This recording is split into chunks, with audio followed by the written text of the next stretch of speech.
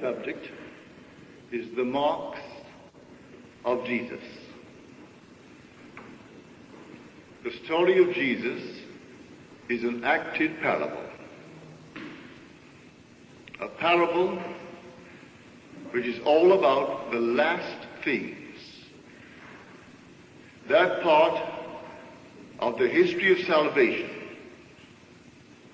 which is still in prospect and which presses for realization.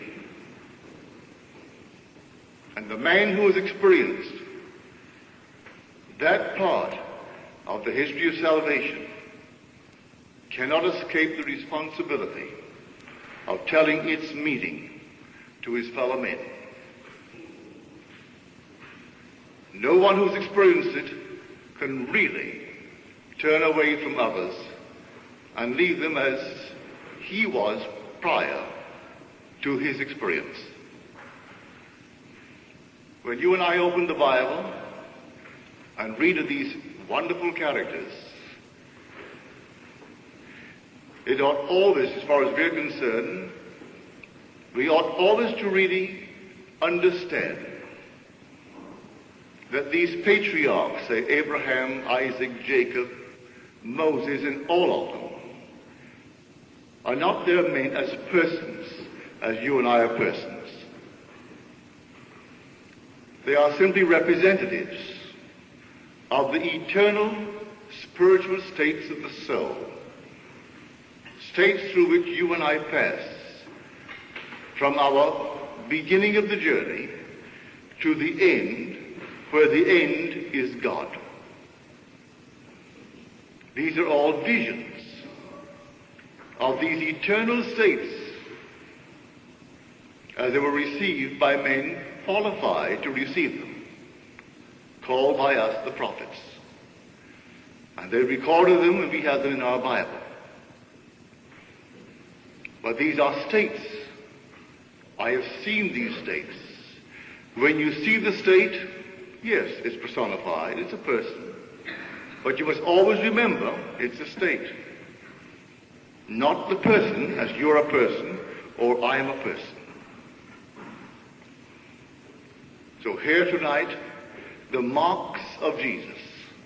What are they? Our churches paint pictures of him and they think the marks of Jesus are the stigmata. They're not the marks. I have gone from, I would say, gallery to gallery. I've seen these pictures of what the artist believed to be Jesus. And here he's painted a man and given him the marks of the stigmata in the palms of the hand, the feet, the head, and the side. Some even change the side from the right to the left, depending upon the artist. And these are not the marks. When Paul said, "Henceforth let no one trouble me, for I bear on my body the marks of Jesus," he is telling us, if we understand it, he has experienced this passage of the last of the history of salvation. And these marks begin with the resurrection. That's where it begins.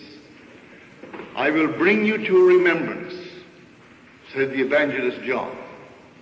"I will bring you to the remembrance of all the things that I have told you." And now I've told you before it takes place, that when it does take place, you may know that I am he. When you read that, you might think a man is talking to a group and telling the group that when this thing takes place that I'm telling you now, you will know that I am he. That's not it.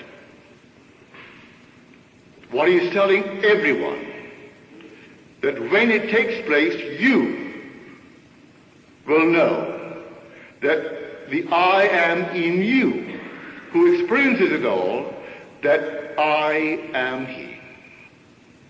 He now disappears For he said, if I do not go away, the Holy Spirit cannot come. But if I go, I will send him. This is the gift of the Father. And when he comes, he will lead you into all truth and teach you all things. And he will bring to your remembrance all the things that I have told you. Well, the word tomb in Greek is cenotaph, remembrance, sepulchre, grave, interment. That's where it starts. I will bring to your remembrance. What will he bring? That I carry in my body the death of Jesus, that I may also manifest the life of Jesus in my body.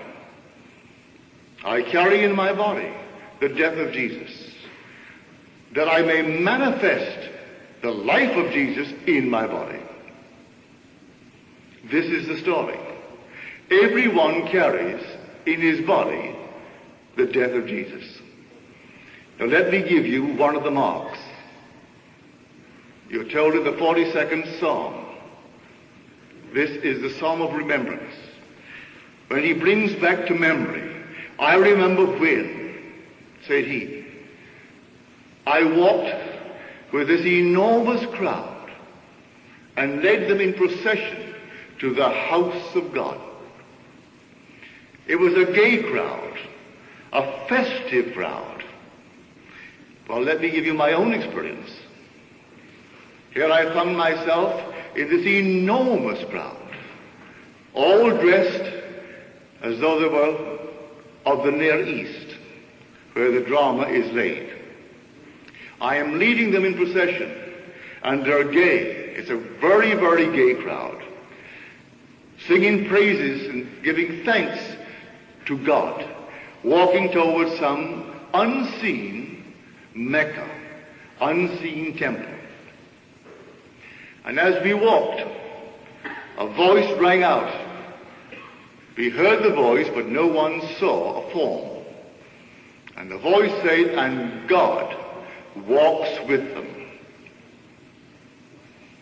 At that, a woman at my side asked the question, if God walks with us, where is he? For she is addressing the unseen but heard voice. And the voice replied, and all could hear it, this enormous crowd, at your side. With this, she turned automatically to her side and looked into my face, and she became hysterical. It struck her so funnily. So now she addresses again this voice. It has no face, it has no form. And she said to the voice that spoke to all of us, you mean that Neville is God? And the voice replied, yes, in the act of waking. Then from the depths of my own soul, the voice spoke only to me. No one heard what it said but the speaker. And the voice said to me, I laid myself down within you to sleep. And as I slept, I dreamed a dream. I dreamed, and I knew the end. I became so ecstatically happy, I can't describe in words the thrill, the emotion that possessed me, for I knew the end of that sentence. Yes, I dreamed, I am you. With this, I felt the crucifixion. And may I tell you, far from what the churches preach and all the teachers talk about, it's sheer ecstasy. What a joy! My hands became vortices, my head a vortex, my 2 feet vortices, and my right side a vortex. Whirling vortices nail me to this body. But it was joy. And then you will understand the 10th of John. No one takes away my life. I lay down myself. I have the power to lay it down and the power to lift it up again. So it was in love that he laid himself down within us to sleep, to dream the dream of life, and at the end of the dream, to raise us with him. He, the dreamer, raises us because he's dreaming that he's us. And he individualizes us in this manner. It was a voluntary act, and there was no pain whatsoever in that decision of God to become you. God became man voluntarily that man may become God. And there is no pain in that act whatsoever. Sheer ecstasy. And that word doesn't describe the thrill that was mine when I felt it that night. In fulfillment of the 42nd Psalm, I will bring to your remembrance all that I have told you. Now he disappeared from sight. God tells the story of his plan, of his purpose, and then becomes invisible. He isn't near, for nearness implies separation. God becomes man. There's no nearness about him. He is actually man. Can you say, I am near? You can't say, I am. And say that it is near. That's the core. That's the center. You may say, the hand is near. That is near. Everything else is near to what? To I am. But I am can't be near. It can't be even so far off as even to be near. For nearness implies separation. He actually became man.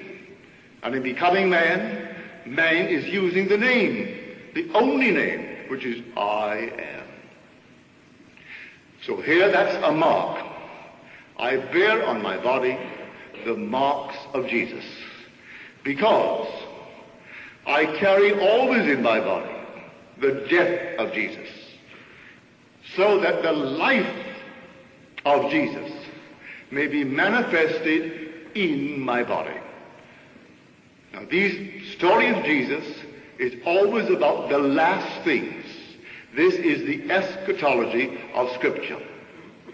It's the very end of the great drama.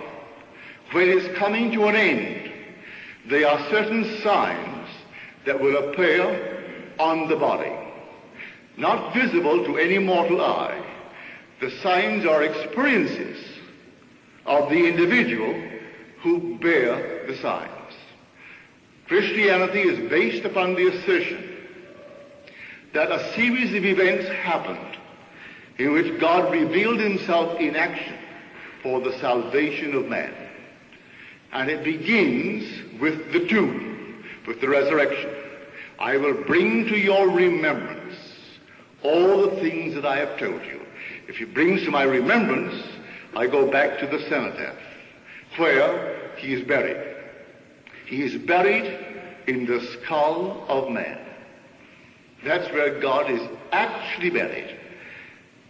The sleep is so profound, it's called in Scripture death. It isn't death. It's the great mystery of life through death. For he had to empty himself completely of all that he is to become this little thing called man. He completely emptied himself and took upon himself the form of man. And becoming man, he dreams the dream of life and takes himself through this dream of horror. We are the incarnation of the tragedy and the glory of this wonderful message of salvation. We should not forget the glory in the tragedy. That there is tragedy, who denies it? Look all around, there is tragedy. But we must not forget, and should not forget, the glory that follows when the dream is over and God awakes from the dream. As told us in the Psalms, rouse thyself. Why sleepest thou, O Lord? Do not cast us off forever. Awake, awake, O sleeper, and rise from the dead. So he equates sleep with death. Awake, O sleeper, and rise from the dead. So he takes these two, and they are equated, sleep and death. It is so profound. God had to completely forget who he was to become you. So I'm speaking from experience. I am not theorizing. I'm not trying to build some little philosophy of life. I promise you, and my purpose here is to tell you what portions of Scripture I have experienced. Man must experience Scripture. To sit down and work up some little philosophy of life, millions have done it, and they're all over the world, little isms all over the world. I am not here to work out some little ism, but just to tell you that the Word of God as recorded in Scripture is true, but not as the world teaches it. It is true for the individual to experience. And every person in this world will experience Scripture. As told us, Scripture must be realized in me. Scripture must be realized in me, fulfilled in me.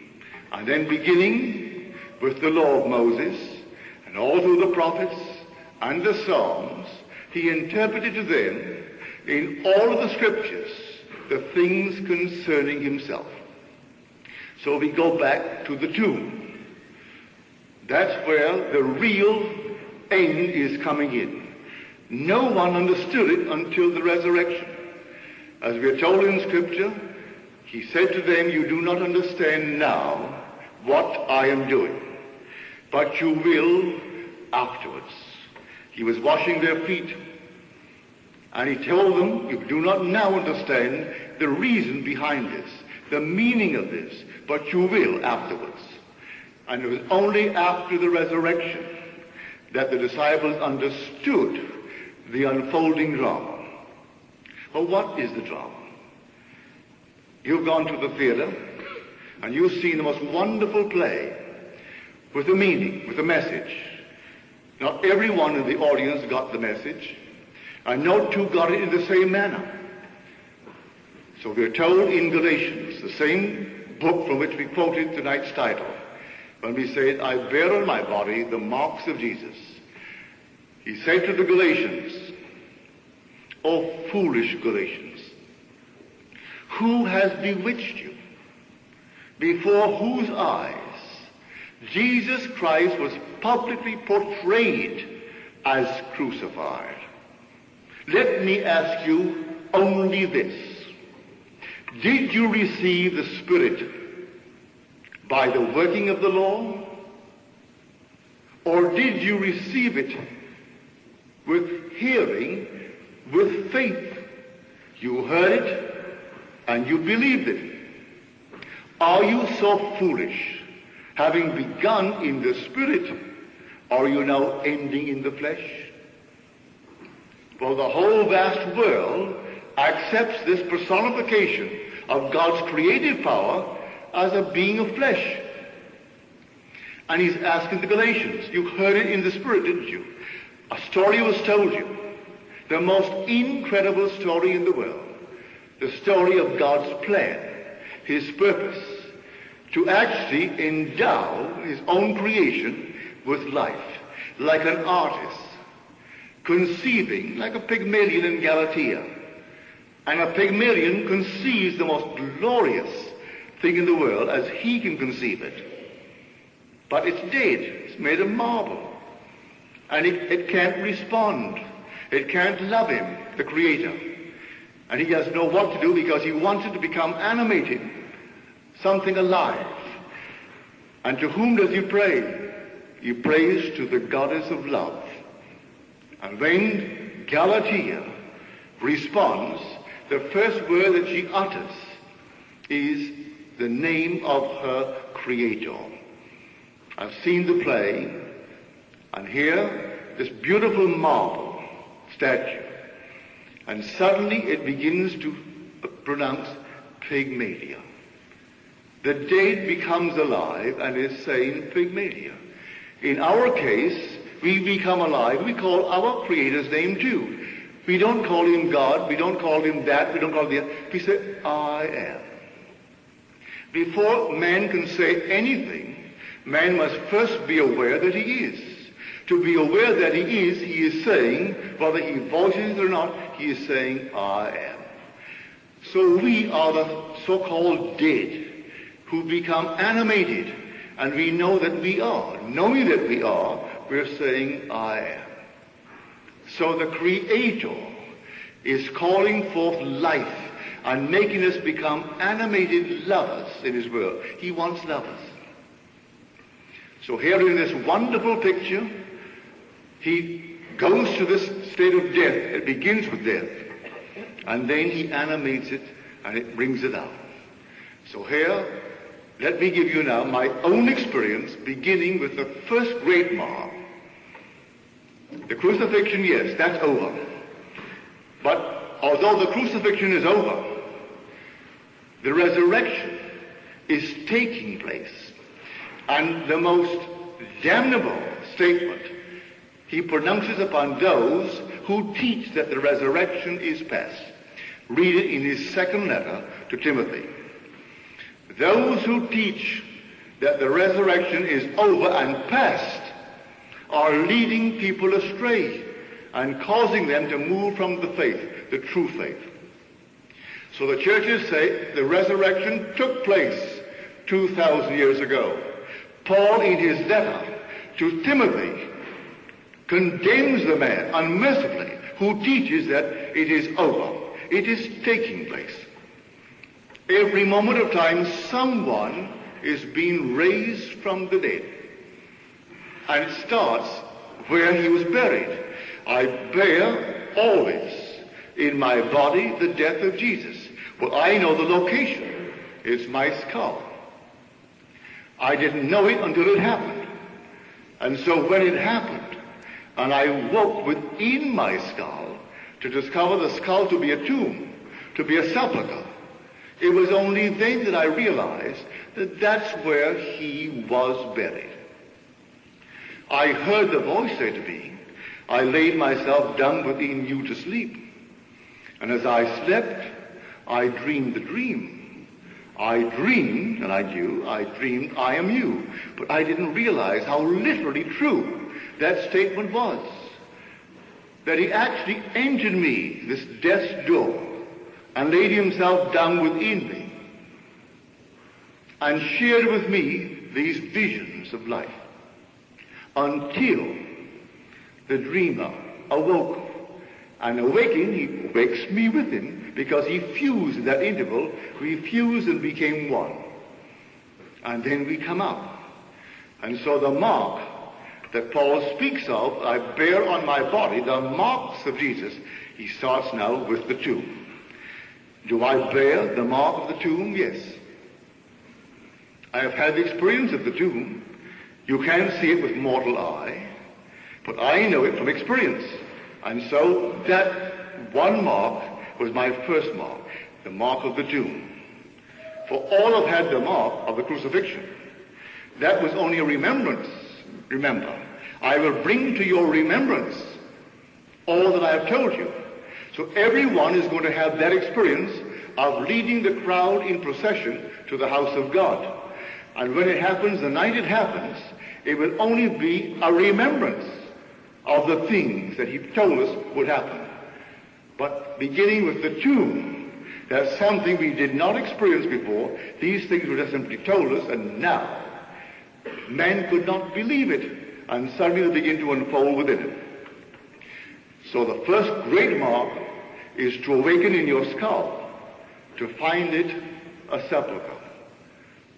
And then you come out. You push the base of that skull from within. Something gives, and you come out. And you come out in the manner that a child comes out of the womb of a woman, head first. And you come out inch by inch by inch, and there you are on the floor. And you rise, look back at that sepulchre, the body out of which you've just emerged. And it's ghastly pale to fulfill Scripture, the 30th chapter of the book of Jeremiah. The 30th chapter of Jeremiah. Why is every face so pale? And so you look at it and it's ghastly pale. And now comes the great unfolding of the wind, the Spirit. So much is said in John about the importance of the Spirit, the importance of the wind. And you hear it and you feel it. And you wonder, where is this strange, unearthly wind coming from? You know it's here, you feel it here, but it's all over. And then all the symbolism of Scripture begins to appear before you. And it happens so automatically and so naturally. And when three men take the place where the body was when it disappears, you look at these men, they can't see you. But you see them and you hear every thought. You hear their words and read and discern what they're thinking. And when two of them are, well, they can't believe what the third has announced. For the third has announced what he has found, and he finds the sign of your birth. For you're told in Scripture, this shall be a sign unto you. You will find a babe wrapped in swaddling clothes. It's a sign. It's not the event. It's not any more the event than the flag flying on the White House tonight, if the president is there. If he's in residence, the flag flies. It only signifies his presence, but that's not the president. If I want to know, is he in office? Look to see if the flag is flying. For whenever he's in office, that flag should fly. And when he is not in the White House, the flag is lowered. So the little babe wrapped in swaddling clothes is a sign, signifying an event. This unearthly event where the individual has been born into an entirely different age, a new world, a new beginning. Pardon me. So they find the sign, lift the sign up, and place it on the bed. And you will take that sign, a child. You will raise it, you look into its heavenly face, and say some wonderful, endearing sentence. And with that, it will break into a smile. And the whole thing will dissolve while you are still holding that sign in your hand. A living babe wrapped in swaddling clothes. So that's the second mark I bear upon my body. I bear upon my body the marks of Jesus. For in my body I bear the death of Jesus. And now, because it's life through death, he must now spring into flower. And these are all the marks of the flowers that appear upon the tree. And that's the second one. And then comes the third. And the third mark you will bear upon your body is when he reveals to you your true identity. For God is a Father. And if God is a Father, and he succeeds in his purpose, which is to so give himself to you that he actually becomes you, in that moment of becoming you, you are a father. And so he brings in this third mark his son. And the son calls you father. And you know exactly who you are. And you know exactly who the child, the boy is. He is David. David of biblical fame. And there is no doubt in your mind, no uncertainty as to this eternal relationship. So you can say, I now bear that mark upon my body. And then comes the other sign, for he brings us out of this wilderness with signs and wonders. And so the one sign identified with the escape from Egypt as we make our exodus is that of the serpent.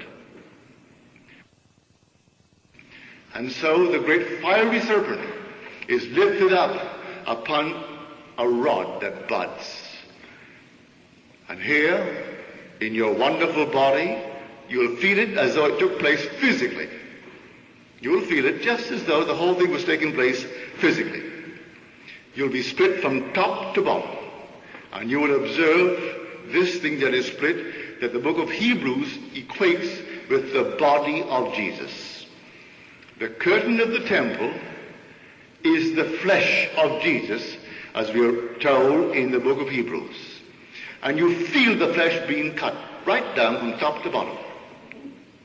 And just as it's split and you see it parted, you look and behold the blood of God at the base.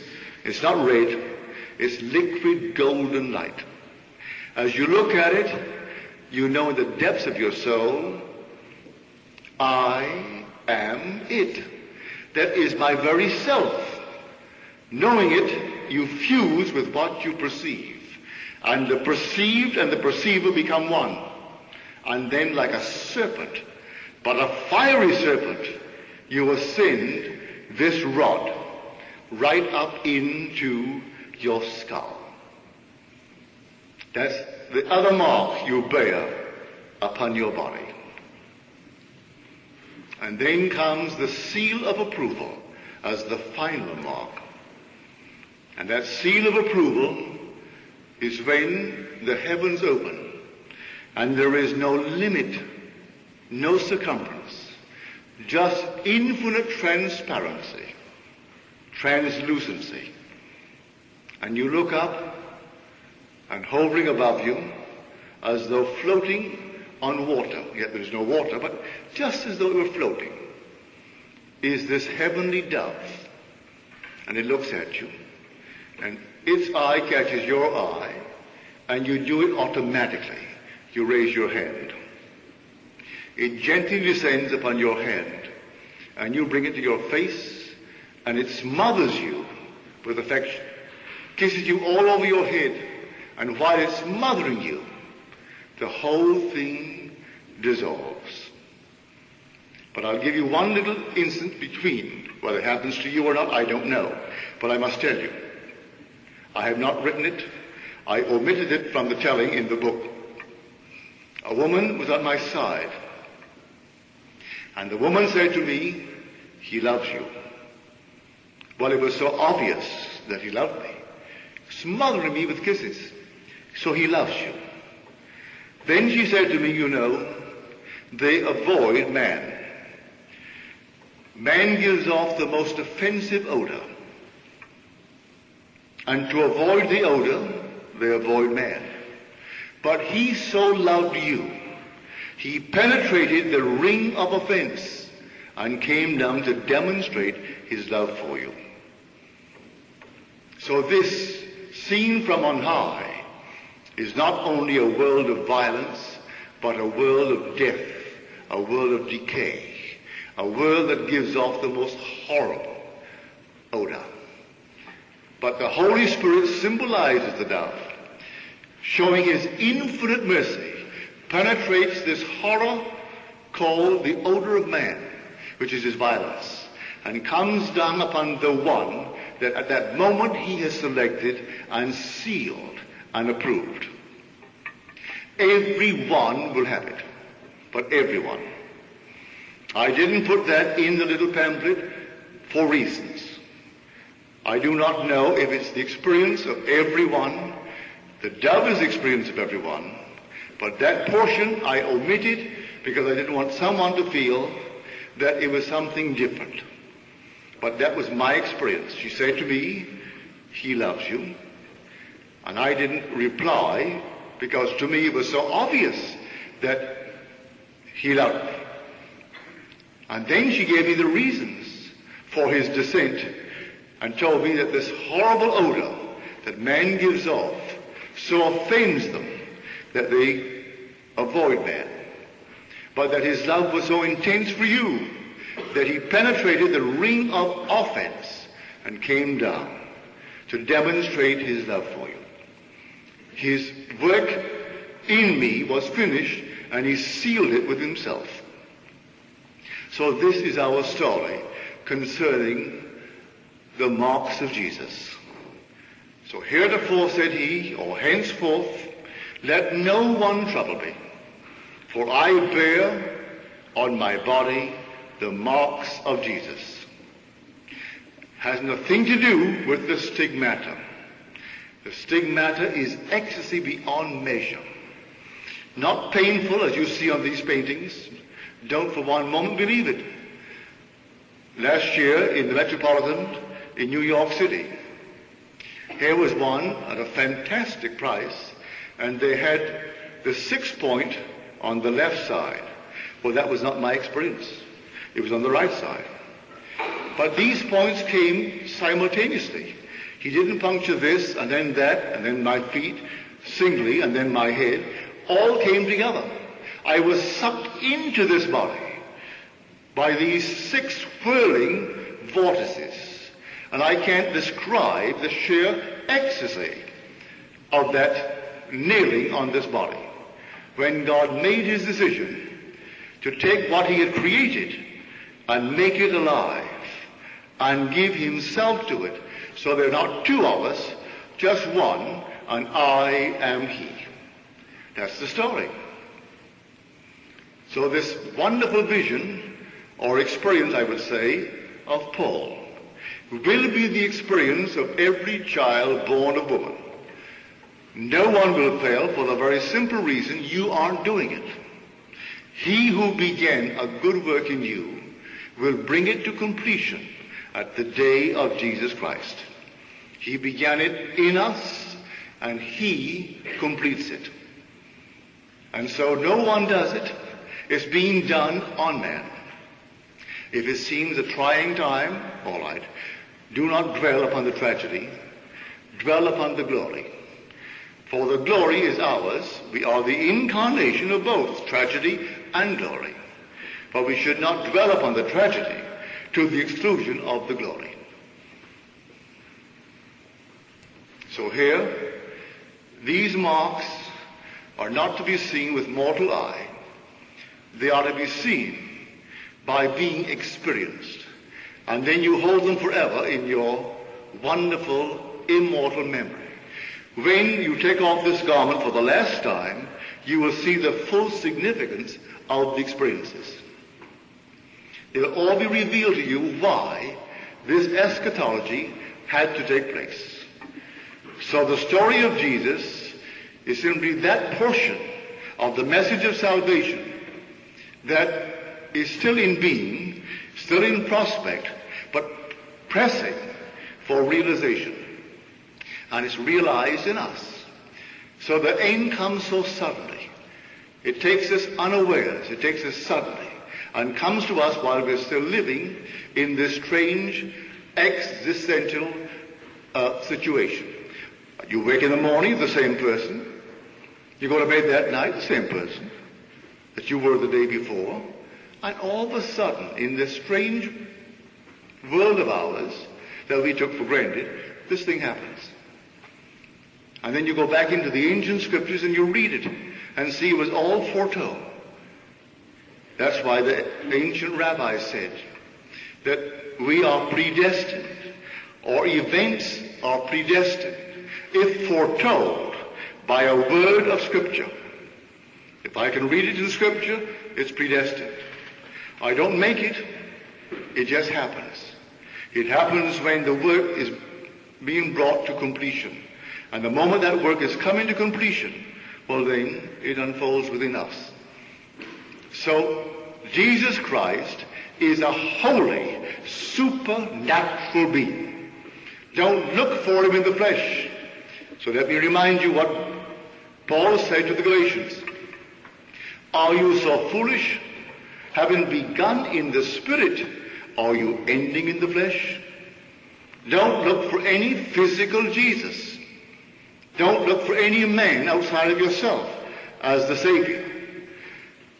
Listen to the words of Isaiah. I am the Lord your God, the Holy One of Israel, your Savior, and besides me there is no Savior. Who spoke? I am. I am the Lord your God. the Holy One of Israel, your Savior. So don't make any image of a Savior outside. For when he comes, he's going to come within you. And when he comes, you'll understand the words. I have told you before it takes place, that when it does take place, you may believe that I am he. So all this was said of the Lord, and it happened to you. Well, then you'll believe I am he. For these things only happen to the Lord. He is born out of a tomb. He allowed himself to be entombed voluntarily. No one takes my life. I lay it down myself. I have the power to lay it down and the power to lift it up again. Or I put me in the tomb and I will rise. And so they put him in the tomb, the human skull. And when he rises, you will know I am he. So he rises. And may I tell you, the sensation is one of rising from sleep. The only reason that you know it was so deep that it was likened unto death is the location. When you find yourself in a tomb, only the dead are placed in tombs. Therefore, finding yourself in the tomb of your own skull, and you know it's a sepulchre, and it's completely sealed. However I got there, I don't remember. But whoever put me there must have thought me dead. Because I didn't realize that I went into the place, but here I am, I'm in it, and it's sealed, and I wake in it. Waking in it, in a tomb, I must now associate my state with death, but I'm not dead anymore. Then you know the words of the first chapter of the book of Revelation. I was dead, and I'm alive forevermore. The faithful witness, the firstborn from the dead. The mystery of life through death. Except a grain of wheat fall into the ground and die, it remains alone. But if it falls into the ground and dies, it brings forth much. So that grain of wheat was the creative power of God, called in Scripture Jesus Christ. And so it penetrated the tomb, the cenotaph, the skull of man. And there, in that tomb, it dreamed the dream of life. And then comes the last scenes, these wonderful scenes as they unfold in you, revealing how you really are the very being that entered you. For in that day you will know that I am he. Now you dwell upon it. For I'm telling you, everyone is going to have this experience. Everyone.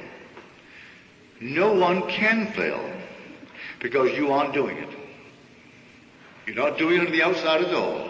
While you go about your business, doing all the things on the outside, being a greater person, a wealthier person, contributing more to society, all these things are lovely.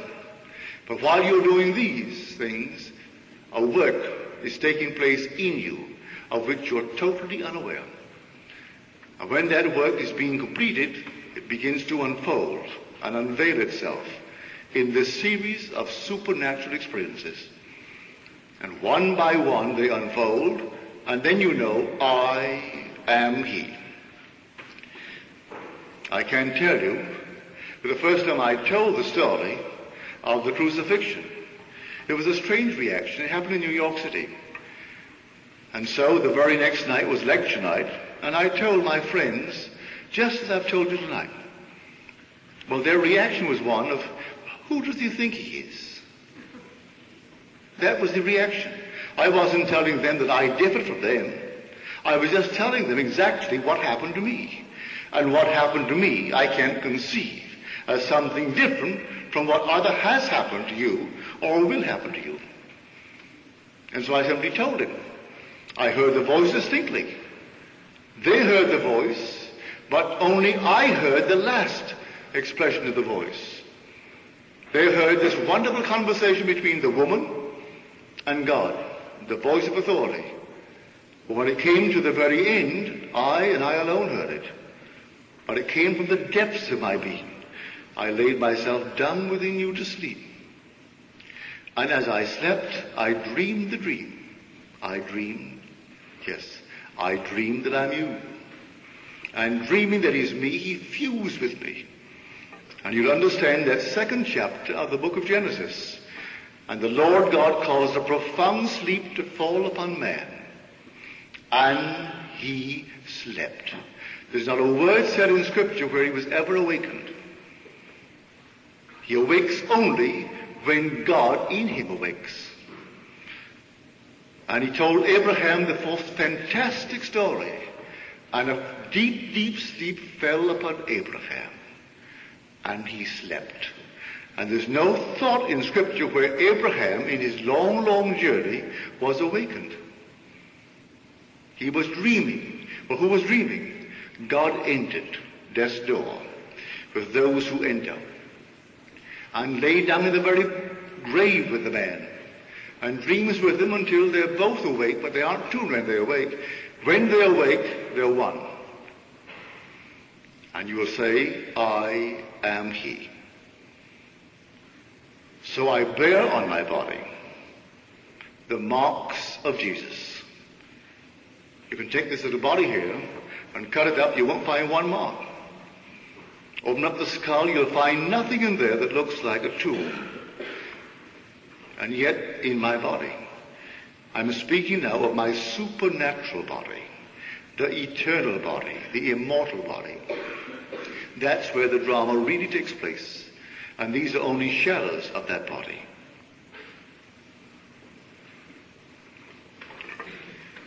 Now, are there any questions, please? What is the meaning of I am? Where are you? What? What is the meaning of I am, that I am? C-H-A-T. It's a very good question. What does it mean, I am that I am? A friend of mine drove me to Tiburon yesterday, and he's a very, very serious student of the mysteries, spends much time daily, in spite of his business hours that he must give to the business where he works, with his concordance, and he came up with an excellent interpretation of that. He said, you speak, and the Bible speaks constantly, of two ages, this age and that age. So I am not only the God, I am the God of this, the world of Caesar, but that I am. Taking one from this level into that level. So there's no other God. So I am that I am also. For he's speaking of an entirely different world. We can't deny here that before man can do anything, man must first be. Well, that's obvious. I am. But can I believe that when I go into an entirely different sphere, I will confront the same I am? Yes. Under different circumstances, in an entirely different world. But you can use it here on this level to make it as practical as you want. When you think of something, all right, it seems to be detached from you. Be perfectly still and assume I'm that until it ceases to be that and it becomes I am. Think of, for instance, take a little story of health or wealth. Well, there is health or there is wealth. I'm not feeling well and I'm not wealthy. So therefore it seems like that over there. But if I am all, I will assume I am healthy. Well, health seems to be other than myself when I begin to assume it. I will draw it closer and closer and closer until I feel I am healthy or I am wealthy. The story of Isaac drawing his son. clothed in the garment where he tried to deceive. Come close, my son. Come near, my son, that I may feel you. And so Jacob comes clothed as Esau. And finally, it is not out there anymore. It is here. The secret of making there, here, and then, now. Any other questions, please? In the next world, will people experience this experience that you are speaking of, if they have to experience it while they're here in flesh? Did you hear the question? In the next world, will people experience that which I spoke of tonight? If they have not now experienced it, will they experience it there in the flesh? My dear, the so-called next world is just as solidly real and flesh-like as this world. You're going to find the surprise of your life, that it is just like this world. They're not made of gossamer. They don't go through walls as people teach. They're just as solid as this, with all the problems they have here. And they procreate there, and they die there too, just as they die here. This is a curved play. This is only a section of the play. And so 70 is allotted this. All right, another is allotted another section of time. You will make your exit here to find yourself not necessarily in the same month of the same year following death. You may find yourself 1,000 years beyond or 1,000 years back. That will be determined by the work yet to be done in you. He began it, he's going to complete it. And he's not going to ask you for your permission to insert you into that wheel. As the 8th chapter of Romans tells us, the creature was made subject unto futility, not willingly, but by reason of the will of him who subjected him, in hope that the creature will be set free from this bondage to corruption and obtain the glorious liberty of the children of God. So he didn't consult me to put me in this place, didn't consult you. We were made subject unto futility, not willingly. And that was shown me so clearly in vision one night when I saw all these people, and they refer to this world of ours as woodland. They don't call it earth. Woodland. And I was talking to Heine, the great German poet, and he said, Neville, they all speak of it as woodland. Not one of them believed that anyone could ever come back from woodland. Woodland to them is eternal death. And so you read the 8th chapter of the book of Mark.